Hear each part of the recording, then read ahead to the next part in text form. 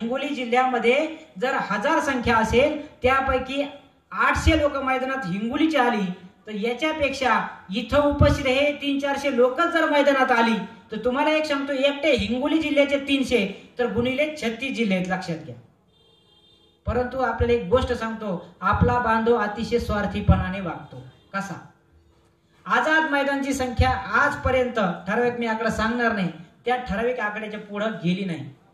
आझाद मैदानाला संख्याच जमली म्हणजे आंदोलन यशस्वी होतं असं तुम्हाला वाटत असेल तर तो सुद्धा समज चुकीचा आहे। कमी संख्येवर सुद्धा आंदोलन जिंकता येतं, ते वेगवेगळ्या टप्प्यामध्ये वेगवेगळ्या माध्यमातून ते जिंकायला तिथली परिस्थिती तयार करावी लागत असते। आणि यापूर्वी 2 आंदोलनं राहुल कांबळे सरांच्या नेतृत्वात झाली, मला असं वाटतं काही 40 मध्ये गेली आणि कालच्या आंदोलनामध्ये सुद्धा 60% झाली। शिक्षक समन्वय संघाचं एकही असं आंदोलन नाही ते अयशस्वी झालेलं नाही।